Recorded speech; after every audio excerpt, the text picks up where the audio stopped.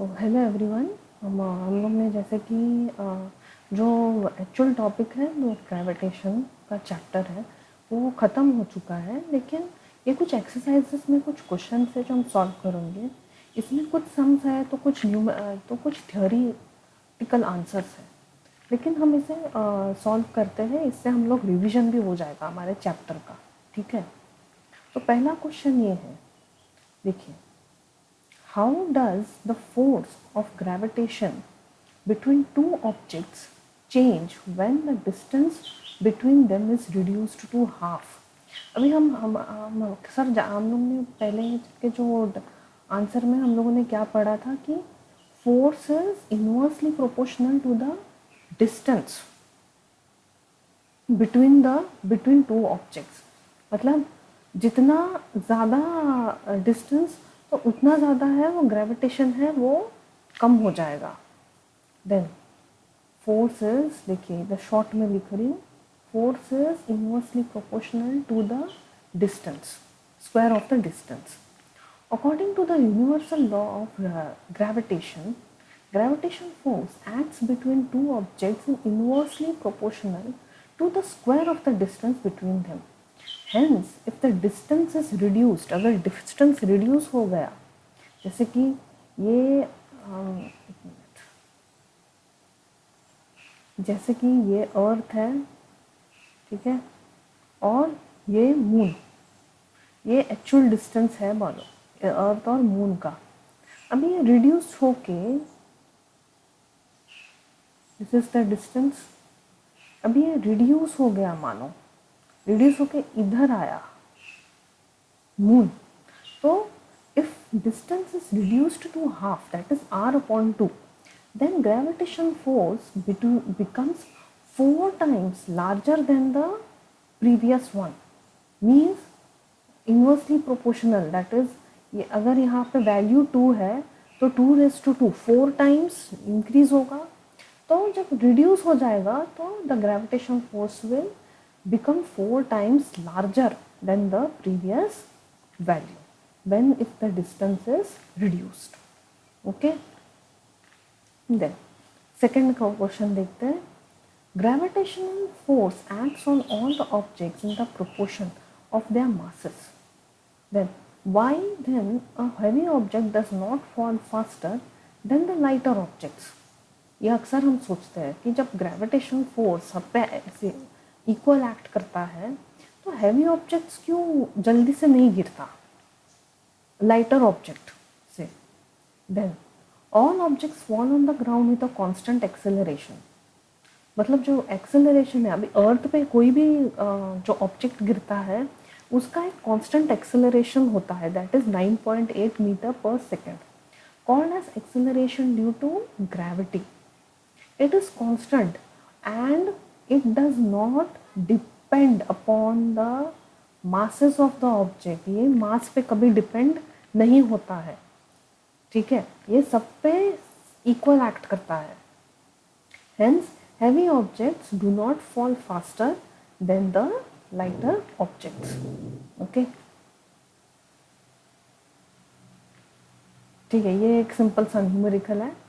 what is the magnitude of gravitational force between earth and a 1 kg object on its surface?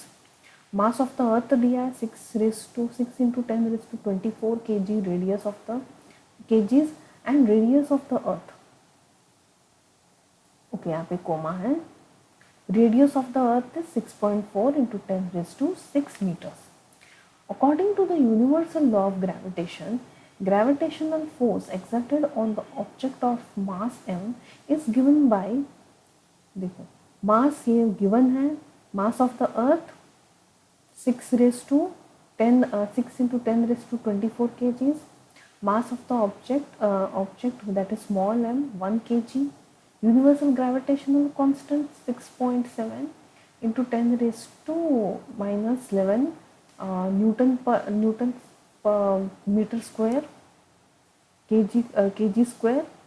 Since the object on the earth, on the surface of the earth radius क्या है, तो उसका radius क्या आएगा radius is 6.4 into 10⁶ metres.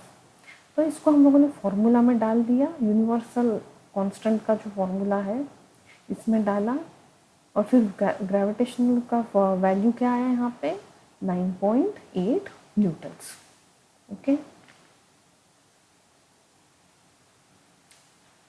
Fourth question, the earth and the moon are attracted to each other by gravitational force. ये gravitational force ही है उसके बीच में जो एक्ट करता है।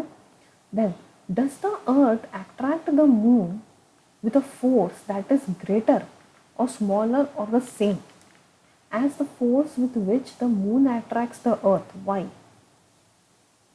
अभी according to the universal law of gravitation, two objects attract each other with equal force। ये हम लोगों ने भी, जो हम लोगों ने जब चैप्टर पढ़ा था वो भी हम लोगों ने यही पढ़ा था कि जब अर्थ एक इक्वल मैग्नीट्यूड का एक फोर्स अप्लाई करेगा मून पे, तो मून भी इन रिटर्न में उतना ही मैग्नीट्यूड ऑफ फोर्स अप्लाई करेगा और अट्रैक्ट करेगा, but it is in the opposite direction. देखो ये ऑपोजिट डायरेक्शन में है, objects attract each other with the equal force but in opposite direction. Therefore, the earth attracts the moon with the equal force with the moon attracts the earth. If the moon attracts the earth, why does the earth does not move towards the moon? क्यों? जब moon attract कर सकता है अर्थ को, तो अर्थ उसके towards move क्यों नहीं कर सकता? कभी ऐसा सोचा है? Then the earth and the moon experience equal gravitational force है each other. However, the mass of the earth is much larger than the mass of the moon. Obviously, अगर हम लोग ने ये भी एक एग्जाम्पल पढ़ा था कि मून में जो हमारा वेट है वो 6 टाइम कम होगा अर्थ के, अर्थ में हम जब वेट वे करेंगे तो उसी से पता चलता है कि earth is much larger than the mass of the moon, hence it accelerates rate lesser than acceleration rate of moon towards the earth.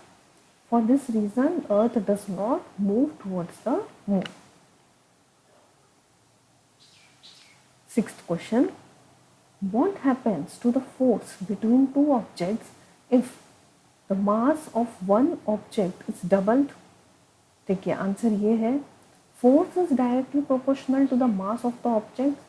If mass of one object is doubled, then the gravitational force will double. ये अभी हम लोगों ने इसके similar ये question पहले भी आया था कि force is directly proportional to the mass. If mass is doubled, ठीक है, तो ग्रेविटेशनल फोर्स भी उतना ही डबल हो जाएगा। Okay, then the distance between the objects is doubled and tripled. Force is inversely proportional to the square of the distance between the objects.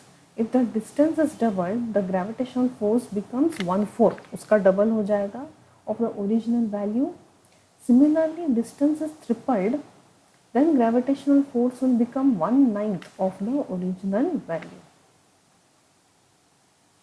Then third, the masses of both the objects are doubled. Force is directly proportional to the product of the mass of the objects. If masses of both the objects are doubled, gravitational force will become 4 times the original value. Okay.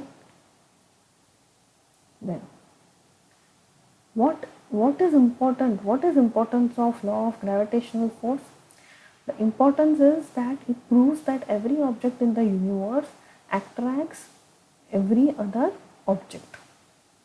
मतलब universe में जो कुछ भी है वो attract होता है एक दूसरे ऑब्जेक्ट को। What is the acceleration of free fall? When objects fall towards the earth under the effect of gravitational force, वो एक एक्सेलरेशन प्रोड्यूस करता है जो कि एक ही जो, और वो वैल्यू है 9.8, and this is same. Gravitational force के अंडर जो एक्सेलरेशन प्रोड्यूस होगा वो है 9.8 metre square metre square, metre per second square, ठीक है। So the acceleration of the free fall is 9.8 metre per second square. What do we call the gravitational force between the earth and the object? The gravitational force between earth and the object is known as weight of the object. ठीक है, अभी जैसे कि एक object है, हम लोगों ने आगे के पीछे चैप्टर के इसमें भी पढ़ा था हम लोगों ने टॉपिक्स में कि what acts the weight of the, बीच में जो एक्ट होगा वो है weight of the object, the gravitational force. Then therefore the gravitational force between earth और ऑब्जेक्ट के बीच में वो है, वो किस पर एक्ट होगा, वो weight of the object. Then Amit buys few grams of the gold at poles as per the instruction of one of his friends. He hands the same when he meets him at equator. Will the friend agree with the weight of the gold brought? If not, why? अभी यहाँ पे hint देखो, the value of G is greater at poles than the equator. तो obviously क्या होगा, weight of the body on the earth is given by weight is equals to mass into acceleration, जो कि G से भी denote करते हैं, which is 9 into 8 meter per second square. Then m is the mass of the body and G is acceleration due to gravity. Since the value of G is greater at poles than the equator, therefore gold at the equator weighs less. Obviously जो equator के यहाँ पे अगर wait किया तो कम आ जाएगा, वही poles पे अगर वेट किया तो वो उसका जो वैल्यू है वो ज़्यादा आएगा, because the value of G is greater at poles. Hence Amit's friend will not agree with the weight of the gold brought.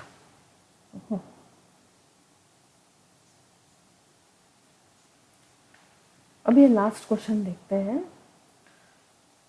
मतलब आज के लिए लास्ट क्वेश्चन है, और भी है सब क्वेश्चन है, सॉल्व करेंगे. Why will a sheet of paper fall slower than crumbled into a ball? हम लोगों ने अक्सर ये डे टू डे लाइफ में किया है कि जब हम ऐसे पेपर को नीचे फेंक दें तो वो स्लोली जाएगा, वही अगर हम ऐसे ऐसा क्रम्बल करके बॉल के शेप में अगर किया तो जल्दी से गिरेगा. क्यों?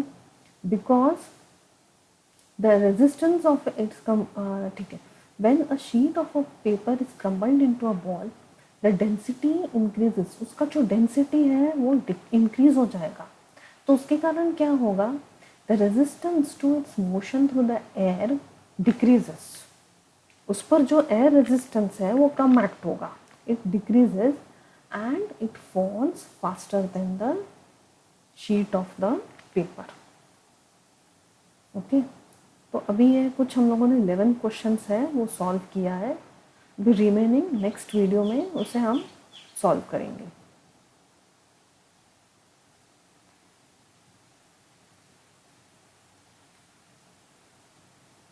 ओके.